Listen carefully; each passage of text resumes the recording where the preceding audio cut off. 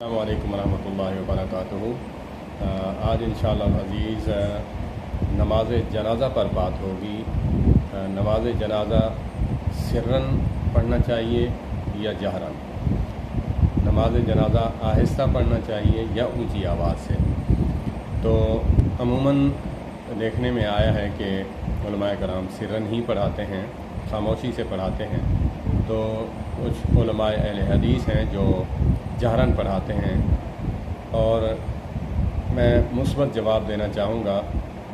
میرے لیے سب علماء کرام قابل احترام ہیں، کیونکہ میں نے انہی سے ہی سب کچھ سیکھا ہے۔ جو کچھ ٹوٹی پھوٹی باتیں میں آپ کے سامنے شیئر کرنا جا رہا ہوں، میرا مقصد کسی پر تنقید نہیں، صرف مسئلہ سمجھنا اور سمجھانا ہے عوام الناس کو۔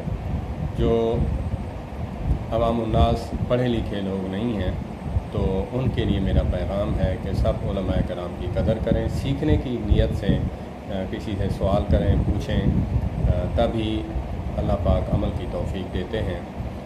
تو میرا یہ تحقیق کا سلسلہ جاری رہا کہ جیسے میں آپ کو گائے بگائے بتاتا رہتا ہوں، جیسے باقی مسائل پر تحقیق کا سلسلہ رہا 2000 سے 2010 تک۔ تو میں جس نتیجے پر پہنچا تو میں آپ کو وہی باتیں بتا رہا ہوں۔ اس میں اختلاف رہا، ابھی بھی ہے، کہ نماز جنازہ سرن یا جہرن۔ میں اس نتیجے پر پہنچا ہوں کہ دونوں طرح جائز ہے۔ اگرچہ سرن جو ہے نبی مکرم صلی اللہ تبارک و تعالیٰ علیہ وآلہ وسلم کا معمول تھا، اور یہ جواز کی حد تک تو ہے نماز جنازہ جہرن۔ اس کے خلاف بولنا اور اس پر طعن و تشنیع کرنا، گالی گلوچ کرنا، یہ مسلکی تعصب کے علاوہ اور کچھ نہیں ہے۔ علماء دیوبند بھی مانتے ہیں۔ آپ علماء دیوبند سے ایک سوال کریں، قابل احترام ہے، کہ نماز جنازہ میں ہم ایک دعا پڑھتے ہیں، ہمیں تو ایک ہی نہیں آتی، آقا کریم علیہ الصلوۃ والسلام نے 12 دعائیں جو ہیں کم و بیش پڑھی ہیں۔ تو اس میں سے اللہم اغفر لحینا و میتنا و شاہدنا، یہ آخر تک یہ بھی ہے۔ یہ مشترکہ دعا ہے اس میت کے لیے اور ہمارے غائبین کے لیے، اور جو حاضر ہیں، جو جنازہ پڑھ رہے ہیں ان کے لیے، جو موجود ہیں، جو موجود نہیں، سب کے لیے۔ اور ایک دعا ہے مختص، خاص جو ہے وہ میت کے لیے ہے، وہ یہ ہے اللہم اغفر لہ ورحمہ، ہو ضمیر جو ہے وہ اس میت کے لیے ہے۔ اللہم اغفر لہ ورحمہ وعافہ واعف عنہ واکرم نزلہ ووسع مدخلہ، یہ آخر تک جو ہے دعا یہ بھی ہے۔ اور یہ علماء کرام سے مؤدبانہ گزارش کریں کہ یہ ہم پڑھ سکتے ہیں یا نہیں پڑھ سکتے۔ اگر وہ بتائیں گے کہ ہم پڑھ سکتے ہیں تو پھر ان سے سوال کریں کہ اس صحابی رسول نے جس نے یہ نماز جنازہ روایت کرتے ہیں، ان کی تفصیل ذرا بتا دیں۔ وہی فرماتے ہیں کہ میں نے یہ خواہش کی کہ یہ دعا میں نے سنی، اور میں نے یہ خواہش کی یہ جنازہ میرا ہوتا، کاش کہ یہ جنازہ میرا ہوتا، اور اس پر دعا نبی مکرم صلی اللہ تبارک و تعالیٰ علیہ وآلہ وسلم مجھ پر یہ دعا پڑھتے ہیں۔ تو اور یاد بھی کر لی، اور وہی راوی صحابی رسول فرماتے ہیں میں نے یاد بھی کر لی۔ یاد تو ایسے ہی کرے گا نا بندہ کہ جب جو ہے سنے گا، جب سنے گا نہیں تو یاد کیسے کرے گا، پھر تمنا کیسے کرے گا؟ تو علماء اہل حدیث نے اس دلیل کو بنیاد بنا کر قیاس کیا ہے۔ وہ قیاس کے بھی قائل ہیں۔ قیاس جو ہے وہ جو ہے شریعت کے پیچھے رہ کے کرنا، شریعت کے تابع رہ کے کرنا، قیاس علماء کرام اس کو جائز قرار دیتے ہیں۔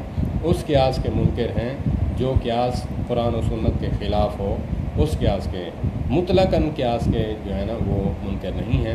ایک دوسرے پر طعن و تشنیع کرنا اچھی بات نہیں ہے۔ قیاس پر بھی کبھی بات ہوگی تو اس حدیث کو دلیل بنا کر انہوں نے جہری نماز جنازہ جو ہے وہ شروع کرایا، تاکہ نبی مکرم صلی اللہ تبارک و تعالیٰ علیہ وآلہ وسلم کی یہ سنت بھی زندہ رہے۔ جیسے مولانا طارق جمیل صاحب فرماتے ہیں کہ میں جہاز میں تھا، سفر میں، تو ایک بندے نے پوچھا مجھ سے، کہا کہ آپ اس بارے کیا کہتے ہیں کہ باقی مسلک کے لوگ جو ہیں وہ جنت میں جائیں گے یا پھر دوسری طرف۔ تو مولانا طارق جمیل دامت برکاتہم العالیہ فرماتے ہیں، میں نے عرض کی کہ اللہ کے نبی صلی اللہ علیہ وآلہ وسلم کی بہت لاکھوں کروڑوں سنتیں ہیں، تو کسی سنت کو زندہ کرنے کے لیے کسی کو لگا دیا اور کسی کو کسی پر لگا دیا، اختلاف کرنا اچھی بات نہیں۔ نبی مکرم صلی اللہ علیہ وآلہ وسلم کی کسی نہ کسی طرح سنت تو زندہ رہنی تھی، اور سبھی چاہتے ہیں کہ ہم جنت میں جائیں، تو پھر ہمیں اختلاف نہیں کرنا چاہیے۔ میں مولانا قاری محمد حنیف ملتانی رحمۃ اللہ علیہ کا جو ہے فین ہوں، لیکن کچھ جو غلط باتیں ہیں، اگرچہ علماء اہل حدیث کی بھی ہوں، علماء دیوبند کی بھی ہوں، غلط بات کو میں ایکسیپٹ نہیں کرتا، کیونکہ ہم اچھی بات کے مکلف ہیں، چاہے اپنا ہو چاہے بیگانہ ہو۔ تو مولانا قاری محمد حنیف صاحب، انہوں نے بہت ہی ایک تقریر ہے ان کی، امام اعظم، مقام امام اعظم ابو حنیفہ رحمۃ اللہ علیہ کے عنوان پر، اس میں جہری نماز جنازہ پر تبصرہ کرتے ہوئے بہت بازاری زبان استعمال کی ہے۔ میں وہ دہرانا نہیں چاہتا، اللہ پاک ان کی کمیوں کوتاہیاں معاف فرمائے۔ میں تو ایک طرف پھر بھی مثبت بات کہوں گا کہ وہ تو نابینے تھے، جیسے ان کو پڑھا دیا گیا۔ آج جو بینے ہیں ان کا حال ان سے بھی بدتر ہے۔ تو جو انسان نابینا ہے وہ تو بیچارہ جو ہے نا وہ مکلف نہیں ہے، اس کو جو پڑھا دیا گیا، بتا دیا گیا، اس نے تو وہ پڑھ کے آگے سنانا تھا۔ تو اللہ پاک اس لحاظ سے بھی ان کی گرفت نہ فرمائے، اللہ پاک میری کمیاں کوتاہیاں بھی معاف فرمائے۔ تو نماز جنازہ صرف بھی جائز ہے اور جہراً بھی کبھی کبھی پڑھ لیا کریں، کیونکہ آقا کریم علیہ الصلوۃ والسلام کی سنت ہے۔ میں علماء کرام کی قدر کرتا ہوں، جن کو سننے سے مجھے شرح صدر ہوا کہ ہم ایک دوسرے کے ساتھ اختلاف باعث رحمت نہیں کر رہے، اختلاف باعث جو ہے لعنت اور اختلاف باعث مسلکی تعصب اور اختلاف باعث زحمت کر رہے ہیں، ایک دوسرے کو جو ہے نا نیچا دکھانے کے لیے اختلاف کرتے ہیں، نہ کہ سمجھنے کی بنیاد پر اختلاف کرتے ہیں۔ صحابہ کرام کا جو اختلاف تھا، اختلاف باعث رحمت تھا، اس کے لیے جو حدیث جب آ جاتی، ایک صحابی رسول جو ہیں وہ بیان فرماتے ہیں کوئی مسئلہ، جیسے عبداللہ بن مسعود رضی اللہ تعالیٰ عنہ سے کسی نے پوچھا کہ حضرت مجھے بتائیں کہ ساس کے ساتھ نکاح ہو سکتا ہے؟ تو انہوں نے کہا ہاں ہو سکتا ہے، تب ہو سکتا ہے کہ اپنی بیوی کو طلاق دے دو، جب تیری بیوی نہیں رہے گی تو آپ کی جو ساس ہے وہ ساس نہیں رہے گی، ساس کیونکہ ماں ہوتی ہے، ماں کے ساتھ نکاح نہیں ہوتا، جب وہ بیوی نہیں رہے گی تو اس کی ماں جو ہے آپ کی ماں نہیں رہے گی، تب تم کر سکتے ہو۔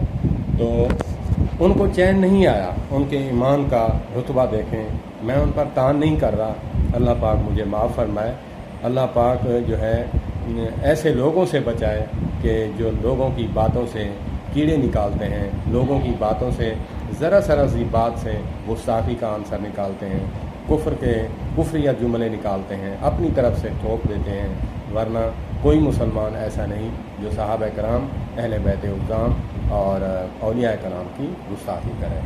الفاظ میں تھوڑا آگے پیچھے ہو سکتا ہے، ہمارے سمجھنے کی کمی ہو سکتی ہے، لیکن ایسا ہرگز نہیں ہے۔ عبداللہ بن مسعود رضی اللہ تعالیٰ عنہ مفسر قرآن ہے، نبی مکرم صلی اللہ علیہ وآلہ وسلم نے جہاں حضرت عبداللہ بن عباس رضی اللہ تعالیٰ عنہ اور جو مفسر قرآن ہیں، اور یہاں حضرت عبداللہ بن مسعود رضی اللہ تعالیٰ عنہ کے بارے میں بھی دعا فرمائی ہے اور تعلیم دی ہے کہ اگر علم سیکھنا ہے تو حضرت قرآن کا علم سیکھنا ہے، حدیث کا علم سیکھنا ہے تو حضرت عبداللہ بن مسعود رضی اللہ تعالیٰ عنہ سے سیکھیں۔ میں صحابہ کرام کا عقیدت مند ہوں، لیکن کسی کی محبت میں آ کر کسی کو گالی دینا میں اس کو ناجائز حرام سمجھتا ہوں۔ اور ان کو چین نہیں آیا، وہ مدینہ چلے گئے، مدینہ جب گئے تو وہاں کبار صحابہ کرام بیٹھے تھے، تو وہ اپنی توہین نہیں سمجھتے تھے، کہ وہ سمجھتے تھے کہ میں اپنا جو ہے اپنے مسئلے کو ان کے سامنے پیش کر کے اس کی تائید میں حدیث یا قرآن جو ہے وہ میں دلیل میں لے لوں، تاکہ میرا یہ مسئلہ غلط نہ ثابت ہو جائے۔ وہ جب تک وہ کرتا رہے گا میرا بھی گناہ میں حصہ ہوگا، جو ثواب انسان کرتا رہے وہ بھی اس میں حصہ ہوتا ہے۔ تو انہوں نے جب یہ مسئلہ بتایا تو ایک صحابی رسول کھڑے ہو گئے، فرمایا کہ اے عبداللہ، آپ تو مفسر قرآن ہیں، آپ نے کیا وہ آیت نہیں پڑھی جہاں لکھا ہوا ہے کہ آپ کی جہاں حرمت والے رشتے آئے ہیں قیامت تک کے لیے جو ہے نا آپ پر حرام ہیں، ان کے ساتھ نکاح نہیں کر سکتے، وہاں ساس کا بھی رشتہ ذکر کیا گیا ہے۔ تو انہوں نے کہا اللہ اکبر کبیرہ، تو وہ دوڑے، ہزاروں میل سفر کیا ہوا تھا، کمال ان کے تقوی پر۔ ہم تو اپنی انا کے پیچھے ایک بات بتا دیں پھر ہم توہین سمجھتے ہیں، یا بات یہ نہیں بتلانے گوارا کرتے کہ میں نے اب بتا دیا ہے مجھے تو لوگ لان تان کریں گے۔ کمال، اللہ پاک کروڑ رحمت نازل فرمائے صحابہ کرام رضوان اللہ علیہم اجمعین پر اور اہل بیت عظام پر سلام۔ تو وہ واپس گئے، اس بندے کو جا کر بتایا کہ مجھے مغالطہ لگا ہے، اللہ اکبر، مجھے مغالطہ لگا ہے کہ تم ایسا کام نہ کر بیٹھنا۔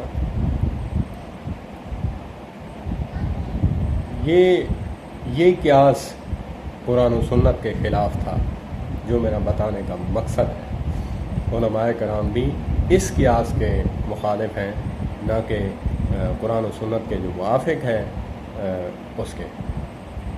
ہمیں اللہ پاک عمل کرنے کی توفیق عطا فرمائے۔ وما علینا الا البلاغ المبین۔ جس بھائی نے میرا چینل اتحاد مسلم کے نام پر سبسکرائب نہیں کیا وہ سبسکرائب بھی کرے، لائک بھی کرے، دوستوں کے ساتھ شیئر بھی کرے، تاکہ آپ کو بر وقت آنے والی ویڈیو کا نوٹیفیکیشن ملتا رہے۔ آپ ہمارے ساتھ جڑے رہیے۔ دعا گو ہوں اللہ پاک مجھے اور آپ کو عمل کی دنیا میں آگے بڑھنے کی توفیق عطا فرمائے۔ والسلام علیکم ورحمۃ اللہ وبرکاتہ۔